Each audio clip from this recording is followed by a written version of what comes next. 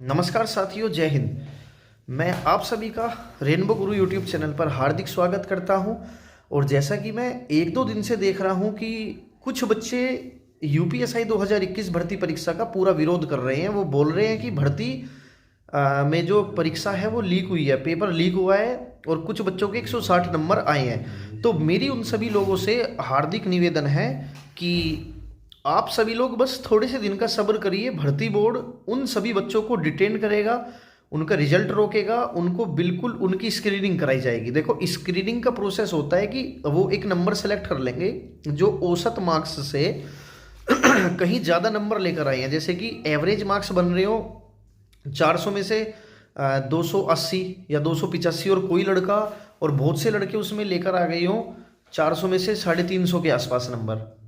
ठीक है, तो उन सभी लोगों की स्क्रीनिंग कराई जाएगी और उन सभी से इंटरव्यू लिया जाएगा। उनकी हो सके पेपर भी दोबारा लिया जा सकता है। तो आप लोग अभी घबराइए मत। और कोई भी विद्यार्थी, सभी से मेरा निवेदन है, थोड़ा सा सब्र रखिए। बस 10 से 15 दिनों के अंदर अंदर आपकी आंसर की आ जाएगी और आपको किसी भी प्रकार से चिंता करने की ज़रूरत नहीं है। और देखो, नॉर्मलाइजेशन का जो खेल है वो एक, मैं कह सकता हूँ, एक दिव्य शक्ति है। किसी को ये नहीं पता चलेगा कि मेरे नंबर बढ़े तो क्यों बढ़े, घटे तो क्यों घटे, क्योंकि वर्ष 2016 का मैं खुद कैंडिडेट रह चुका हूँ और मेरे 35 नंबर घटाए गए थे।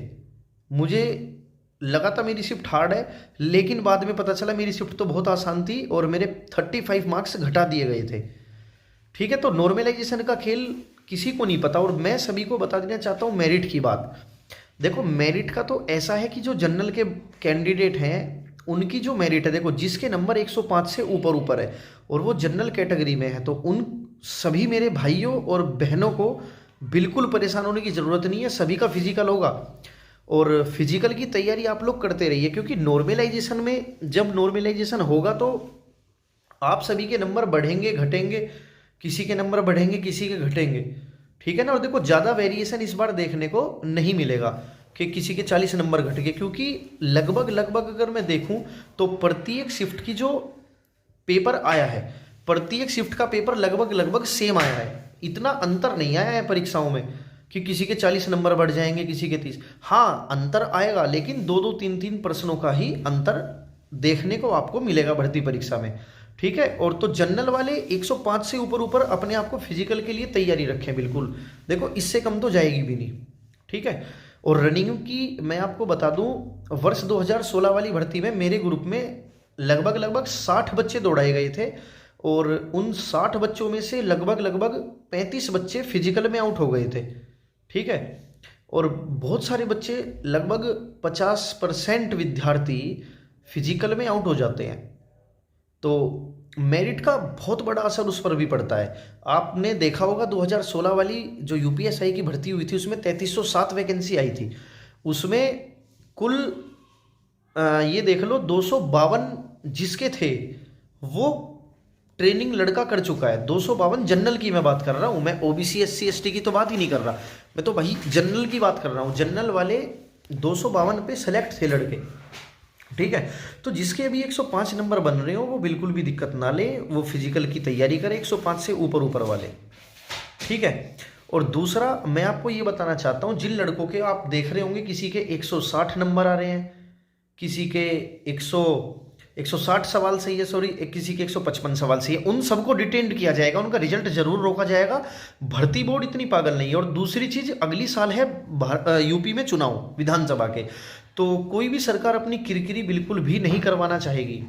तो पेपर कैंसिल होने का तो 99% कोई सवाल पैदा ही नहीं होता कि आप ये चाह रहे हो पेपर कैंसिल हो जाए। देखो, पेपर कैंसिल वो चाहेगा जिसका पेपर खराब हुआ हो। जिनका पेपर अच्छा हुआ है वो बिल्कुल भी नहीं, ये बात वो कमेंट भी नहीं करेगा। कहीं योगी जी ने कमेंट पढ़ लिया, पेपर कैंसिल करा दिया। ठीक है जी। तो हमारे बाबा जी जो भी करेंगे बिल्कुल अच्छा करेंगे। तो मेरी सभी भाइयों से और सभी बहनों से बस यही मेरा निवेदन है, बस आप 15 दिन का और इंतजार कर लो। 15 दिन भी, हाँ, कम से कम इतने दिन तो लगेंगे ही अभी, तो आपकी नॉर्मलाइजेशन होके नंबर आपके आ जाएंगे। और दूसरा मैं ये बताना चाहता हूँ कि देखो, अभी जैसे कोई कैंडिडेट है और उसके 110 नंबर, उसने अभी अपने आंसर की में अपने 110 नंबर जोड़ लिए, तो वो उसके नंबर नहीं है। नॉर्मलाइजेशन होने के बाद अगर उसके 110 के 109 हो गए ना, तो उसके नंबर वो हैं 109। तो अभी आप इंतजार करो, अभी तो कोई भी नहीं कह सकता मेरे नंबर हैं कितने। ठीक है, नॉर्मलाइजेशन के बाद जिसके 120 सवाल ठीक है, ऐसा भी हो सकता है कि उस बच्चे के 124 हो जाएं। तो आप अभी कैसे कह सकते हो कि मेरे 118 नंबर है या मेरे 120 नंबर है? अभी आप थोड़ा सा इंतजार करो, बस कुछ ही दिनों में अभी नॉर्मलाइजेशन लग के सभी के नंबर बढ़ जाएंगे, किसी के घटेंगे, और बढ़ेंगे घटेंगे, बहुत कम वेरिएशन आएगा, बहुत थोड़ा सा वेरिएशन आएगा। तो सभी भाई बहन थोड़ा सा सब्र करने की ज़रूरत है। मैं देख रहा हूँ बच्चे पागल हुए पड़े हैं, सर मेरे इतने, मेरा क्या होगा, मेरा होगा नहीं होगा। अरे भैया किसी को भी नहीं पता, सारे यूट्यूब चैनल वाले फेल हो जाएंगे जिस दिन नॉर्मलाइजेशन होकर मेरिट लगेगी भाई। ठीक है जी, कोई अंतर्यामी नहीं है, किसी के पास ऐसी दिव्य शक्ति किसी को प्राप्त नहीं हुई अभी कि वो भर्ती बोर्ड का अध्यक्ष है, वो मेरिट बताने लग रहा है इतनी जाएगी। भाई एक आइडिया है कि भाई 105 से ऊपर वाले रनिंग करो, बाकी मेरिट जितने पे लगेगी वो किसी को भी नहीं पता भाई, मुझे भी नहीं पता, आपको भी नहीं पता, ना एग्जाम्पल वाले भैया को पता, ना अंकित भाटी सर को पता, किसी को भी नहीं पता ये बात। ठीक है जी, तो आप किसी भी चीज़ों पे ऐसे विश्वास मत करिए और अपना दिल मत तोड़िए। देखो ठीक है ना, बिल्कुल भी परेशान होने की किसी भी भाई या मेरी बहन को बिल्कुल भी ज़रूरत नहीं है परेशान होने की। ठीक है, 105 से ऊपर जिसके हों जनरल, बाकी अपना हिसाब लगा लो। ओबीसी SC ST EWS क्या आ जाएगा, और EWS तो OBC मानो अब आप।